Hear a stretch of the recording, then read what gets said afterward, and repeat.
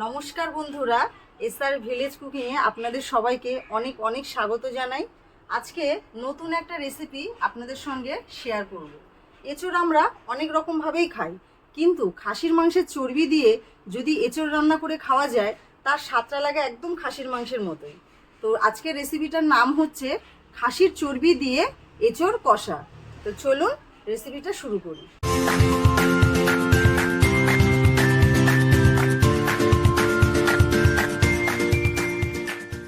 খাসির চর্বি দিয়ে এঁচোড় কষা রান্না করার জন্য কি কি উপকরণ লাগে দেখে নিই। এখানে 100 গ্রাম খাসির চর্বি, নুন হলুদ দিয়ে সেদ্ধ করে রাখা এঁচোড়, সেদ্ধ করে রাখা আলু, টমেটো কুচি, পেঁয়াজ কুচি, গোটা আদা রসুন, আর মশলার মধ্যে লাগছে লঙ্কার গুঁড়ো, গরম মশলা, হলুদ গুঁড়ো, গোটা জিরে, গোটা ধনে, লবণ আর তেল। আদা রসুনটা বেটে নেব।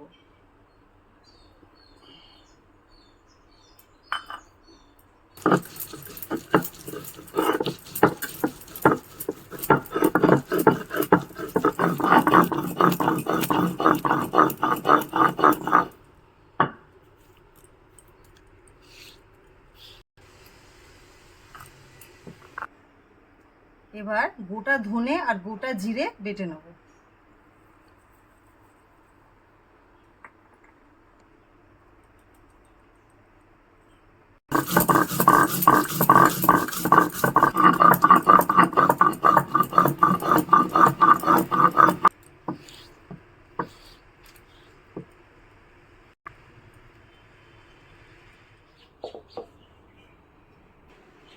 কড়াইটা গরম হয়ে গেছে, এবার এর মধ্যে তেল দিয়ে দেবো।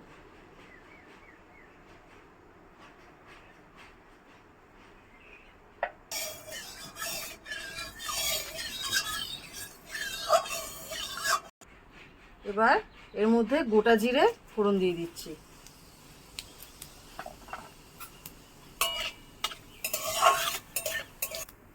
এবার এর মধ্যে কুচিয়ে রাখা পেঁয়াজগুলো দিয়ে দিচ্ছি।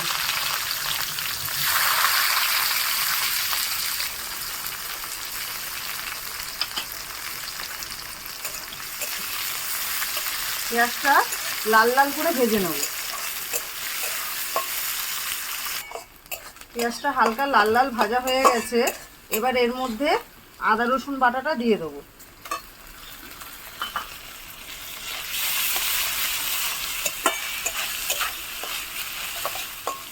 পেঁয়াজের সঙ্গে আদা রসুনটা খুব ভালো করে ভেজে নিয়েছি। এবার এর মধ্যে কেটে রাখা টমেটোটা দিয়ে দেবো। 1 চামচ লবণ দিয়ে দেবো যাতে টমেটোটা তাড়াতাড়ি গলে যায়। দিয়ে ভালো করে মশলাটা কষিয়ে নেব।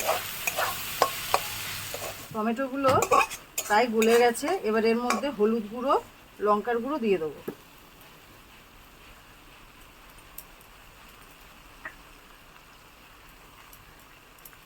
যে যতটা পরিমাণ ঝাল খাবেন সেইভাবে লঙ্কার গুঁড়ো দেবেন।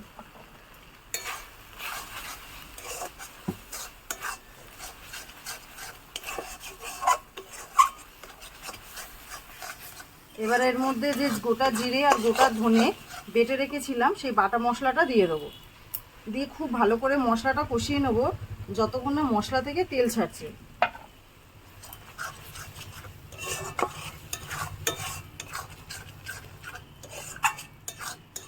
রান্নায় মশলা যত ভালো করে কষানো হবে রান্নার স্বাদও তত বেশি ভালো হয়। মশলা কষানোর উপরে রান্নার স্বাদটা অনেকটা বেশি নির্ভর করে। মশলাটা খুব ভালো করে কষানো হয়ে গেছে, মশলা থেকে তেল ছেড়ে দিয়েছে। এবার এর মধ্যে খাসির মাংসের চর্বিটা দিয়ে দেবো।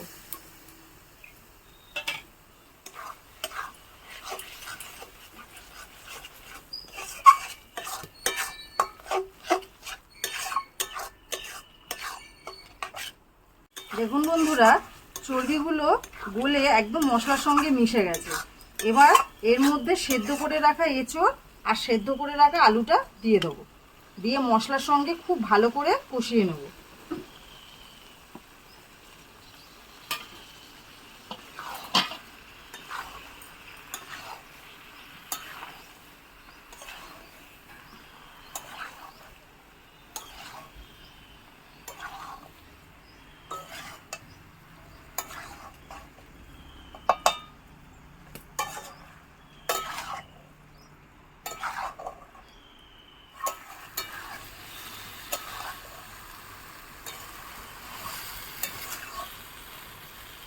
ভালো করে মশলার সঙ্গে এঁচোড় আর আলুটা কষানো হয়ে গেছে।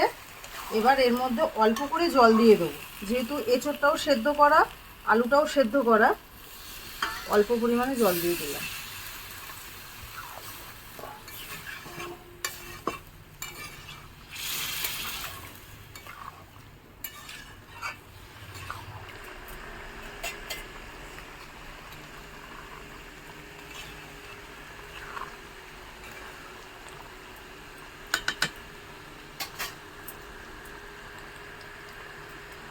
রান্নাটা প্রায় হয়ে এসেছে। এবার এর মধ্যে গুঁড়ো গরম মশলা দিয়ে দিলাম, 1 চামচ পরিমাণ ঘি দিয়ে দেবো। এটা অপশনাল, ইচ্ছা করলে দিতেও পারেন, নাও দিতে পারেন, দিলে একটু স্বাদটা আরেকটু বেশি ভালো হয়।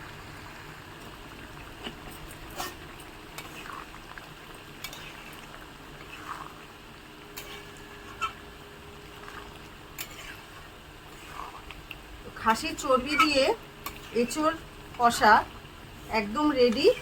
এবার একটা পাত্রে এটা আমি ঢেলে নেব।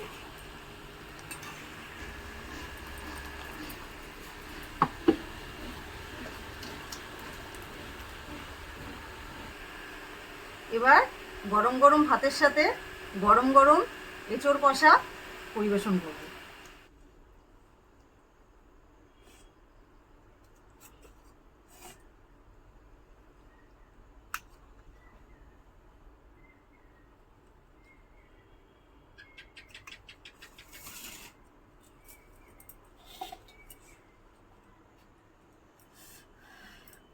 বন্ধুরা, এই গরমে গরম গরম চর্বি দিয়ে গরম গরম তরকারি, একদম একদম তুমি ঠিক বলেছো।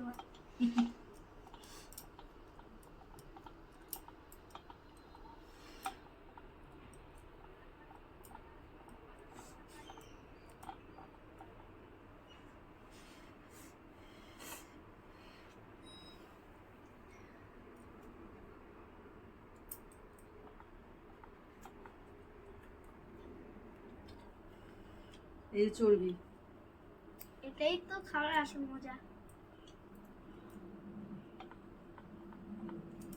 খাসির মাংসের চর্বি দিয়ে তরকারি থেকে একদম খাসির মাংস রান্না করলে যেরকম গন্ধ বেরোয়, ঠিক সেই রকমই গন্ধ বেরোচ্ছে, খেতেও সেই রকমই হয়েছে। এই নতুন রেসিপিটা কিন্তু আপনারা অবশ্যই বাড়িতে ট্রাই করবেন আর বলবেন কমেন্ট করে কেমন লেগেছে।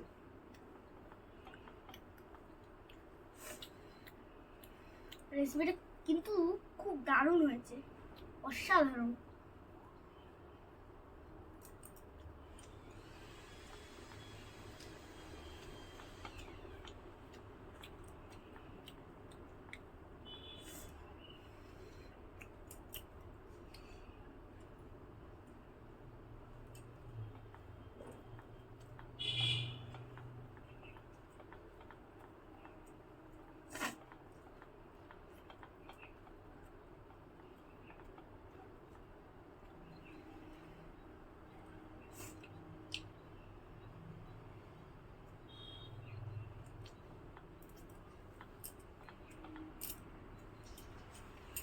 আজকের এই রেসিপিটা যদি ভালো লেগে থাকে, লাইক শেয়ার কমেন্ট অবশ্যই করবেন। আর হ্যাঁ, ভুলে যাবেন না যেন সাবস্ক্রাইবটা কিন্তু অবশ্যই করবেন। টাটা।